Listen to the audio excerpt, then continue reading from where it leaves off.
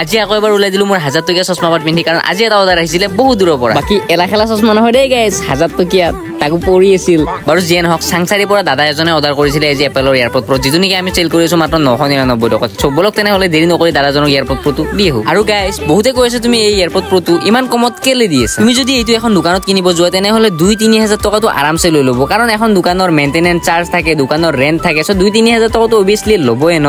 কিন্তু মোৰ হেবোৰ একোৱে নাই সেইবাবে মই দিছো মাত্ৰ 999 টকাত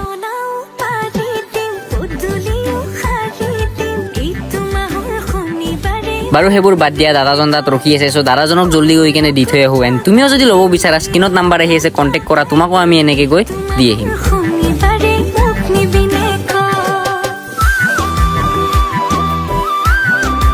ফাইনালি আমি দাদাৰ কাখলৈ আহি পালো দাদা এড্ৰেছটো কি আছিল এইটো জায়গাটো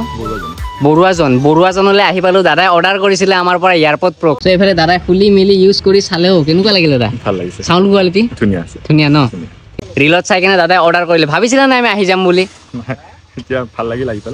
লাগিল ন আহি পালো সো একো নাই ভাল লাগি গ'ল আমি আহি পালো ডাঙৰ দাদাই অৰ্ডাৰ দিছিলে বৰুৱাজনলৈ আহি পালো আমি ডেলিভাৰী দিব নেকি